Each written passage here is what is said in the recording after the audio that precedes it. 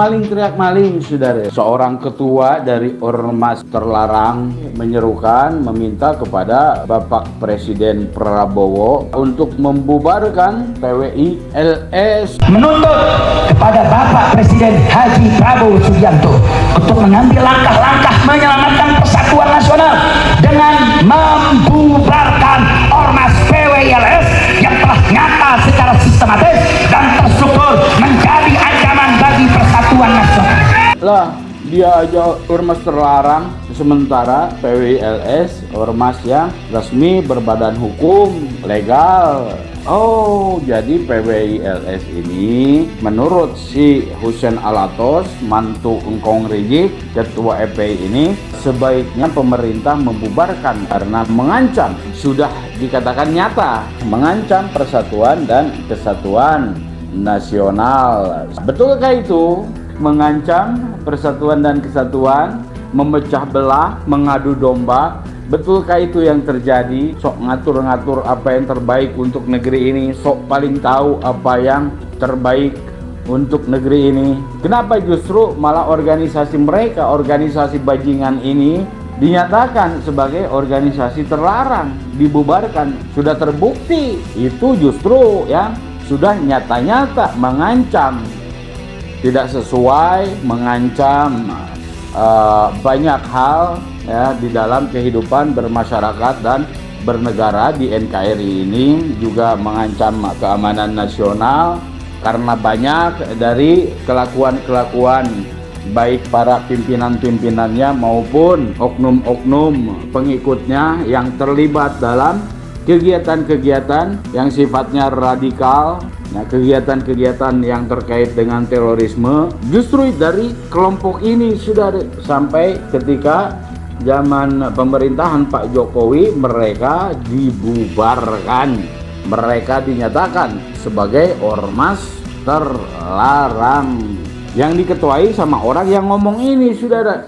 Bukankah ini sebuah narasi yang sangat menyesatkan dan juga tidak tahu diri? Mereka yang ormas bajingan ini sudah terbukti jelas-jelas mereka memiliki paham yang berbeda. Mereka ingin mendirikan khilafah, mereka ingin NKRI bersyariah. Nah, seolah-olah mereka ingin mendirikan negara di dalam negara. Mereka tidak puas dengan aturan yang sudah ada, yang sudah menjadi kesepakatan para pendiri negeri ini, sudah menjadi konsensus nasional. Ya, mereka lah yang nyata-nyata justru memang harus dilarang, dibubarkan. Ya, dan ini juga membuka kepada kita bahwa ada banyak celah di dalam hukum di negeri ini dalam pelaksanaannya, ya, sehingga sebuah organisasi yang sudah nyata-nyata dilarang, dibubarkan, tetapi kok masih bisa muncul, masih bisa eksis, masih dengan nama yang sama, walaupun kepanjangannya berbeda, ya, tapi juga dengan struktur yang masih sama dan orang-orang juga yang masih sama, dengan asas yang masih sama, tujuan-tujuan organisasi mereka juga masih sama.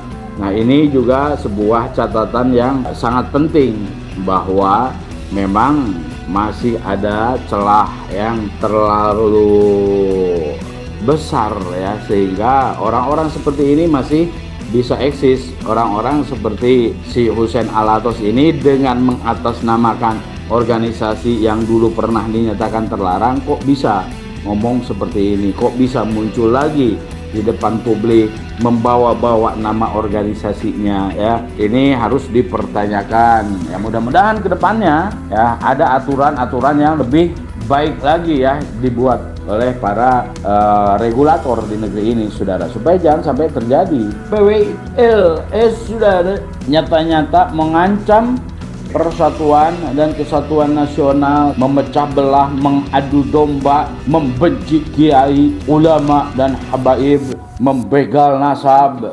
Kan begitu tuduhan-tuduhan mereka. Kira-kira mereka ini punya malu tidak? Kira-kira punya malu tidak? Lah, organisasi mereka saja tidak terdaftar, organisasi mereka saja dulu dilarang, dibubarkan, lah sekarang minta kepada Presiden Pak Prabowo untuk membubarkan ormas PWI LS, saudara. kira-kira gubluk apa tidak, saudara? Yang sebenarnya mengancam kepentingan mereka. Nah, itu yang paling betul, mengancam kedudukan mereka, terutama ya kaum habaib, saudara. Kaum habaib dari Bani Ba'alawi ini. Makanya mereka yang berusaha untuk membakar emosi, mereka berusaha untuk memprovokasi para pengikutnya, dan mereka ingin bahwa pandangan mereka ini dianggap benar, untuk menyudutkan, untuk membuat framing buruk terhadap organisasi PWI LS. Ini kan mantu-mantunya si Rizik ini kan katanya orang-orang pinter ya, orang-orang dengan gelar-gelar yang panjang seperti halnya si Rizik juga ya. Tapi kok begini, otaknya kok cuman sampai segini, hanya bisa menggunakan tuduhan-tuduhan, framing buruk, saudara. Hanya bisa bernarasi dengan asumsi-asumsi yang semua itu ya kalau untuk para pengikutnya akan dianggap sebagai kebenaran. Ini 11-12 ya. Kalau kita bicara si Rizik sama mantu-mantunya kan ini juga salah satu menantunya ya. Sama ini marganya juga sama si Munib ya. Si Husain Al-Atos ini, saudara, ya ikhwan, saudara, begal nasab. Layakkah begal nasab itu disematkan kepada organisasi yang bernama PWLS, kepada Kiai Imad, kepada kita yang mempertanyakan, menggugat keabsahan nasab mereka? Begal biasanya apa? Yang namanya begal mengambil sesuatu yang bukan hak mereka, milik orang lain, diambil secara paksa tanpa hak. Nah, itu baru namanya begal. Apakah kita memaksa untuk mengambil gelar Habib itu? Tidak, saudara. Tidak, saudara. Tidak. Apakah Kiai Imad ingin diaku-aku sebagai Habib? Ingin diaku-aku sebagai Zuriatur Rasul? Tidak, saudara. Apakah PWLS mengaku-ngaku sebagai cucu Nabi kemudian ingin merebut gelar Habib itu? Tidak, saudara. Tidak ada yang begal nasab. Mereka yang mengaku-ngaku, yang kita tahu adalah Sayyid dan Syarif sebagai keluarga keturunan Nabi. Nah, mereka juga ingin mengambil itu hak untuk diaku sebagai Zuriatur Rasul dengan gelar yang tidak mungkin pakai Sayyid, tidak mungkin pakai Syarif, karena mereka memang dari dulu sudah tidak terbukti, tidak diakui mereka sebagai salah satu keluarga Zuriatur Rasul. Makanya mereka membuat-buat gelar sendiri dari keluarga mereka, yaitu Habib. Dan mereka mengatakan mereka yang paling sohih. Nah, yang begitu justru itu begal, mengambil tanpa hak, mengambil yang bukan miliknya, saudara. Mereka yang membegal nasab, begal nasab Rasulullah SAW.